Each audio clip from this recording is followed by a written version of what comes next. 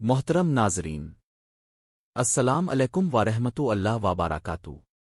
آج ہم ایک ایسے موضوع پر بات کرنے جا رہے ہیں جس کے بارے میں لوگ سوال تو بہت کرتے ہیں، لیکن اکثر اس پر درست باہیا اور اسلامی انداز میں بات نہیں کی جاتی۔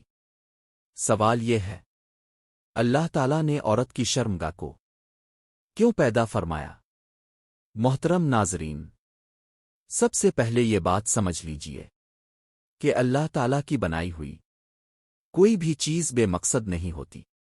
قرآن کریم میں اللہ تعالیٰ فرماتے ہیں، ہم نے ہر چیز کو ایک خاص حکمت اور اندازے کے ساتھ پیدا کیا ہے۔ پہلی حکمت نسل انسانی کی بقا۔ عورت کی تخلیق کا ایک عظیم مقصد انسانی نسل کی بقا ہے۔ ماں کے بغیر انسان کا وجود ممکن نہیں، اور ماں کے جسم میں اللہ نے وہ مکمل نظام رکھا جس کے ذریعے اولاد دنیا میں آتی ہے۔ یہ اللہ کی قدرت، رحمت اور حکمت کی ایک عظیم نشانی ہے۔ دوسری حکمت پاکیزہ ازدواجی نظام۔ اسلام نے مرد اور عورت کے تعلق کو نکاح کے ذریعے پاکیزہ اور باعزت بنایا۔ شرمگاہ کو نہ فتنہ بنایا گیا، نہ بے حیائی، بلکہ اسے حلال رشتے میں سکون، محبت اور رحمت کا ذریعہ قرار دیا گیا۔ قرآن کہتا ہے، اور اس نے تمہارے لیے بیویاں بنائیں تاکہ تم ان سے سکون پاؤ۔ تیسری حکمت آزمائش اور تقوی۔ اللہ تعالیٰ نے انسان کو خواہشات کے ساتھ پیدا فرمایا تاکہ وہ اپنے نفس پر قابو پانا سیکھے۔ اسی لیے پردہ، حیا، نگاہوں کی حفاظت اور حدود مقرر کی گئیں۔ اصل کامیابی یہ نہیں کہ خواہش نہ ہو، بلکہ اصل کامیابی یہ ہے کہ خواہش کو اللہ کے حکم کے مطابق پورا کیا جائے۔ چوتھی حکمت عورت کی عزت اور حفاظت۔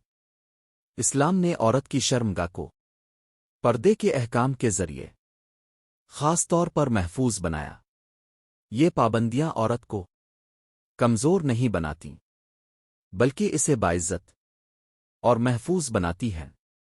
اسی لیے نبی کریم نے حیا کو ایمان کا حصہ قرار دیا۔ پانچویں بات، بے حیائی تخلیق میں نہیں بلکہ استعمال میں ہے۔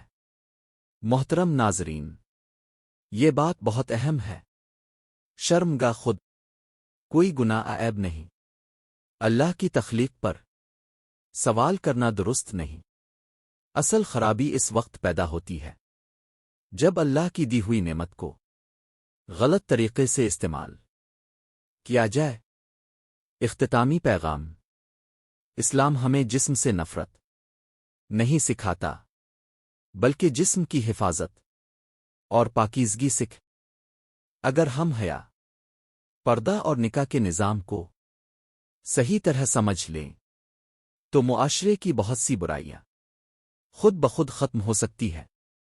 آخری پیغام، اگر آپ چاہتے ہیں کہ ایسے ہی اسلامی فکری اور اصلاحی موضوعات بغیر بے حیائی کے سمجھے جائیں تو چینل کو سبسکرائب کریں اور ویڈیو کو دوسروں تک ضرور پہنچائیں۔ جزاکم اللہ خیر۔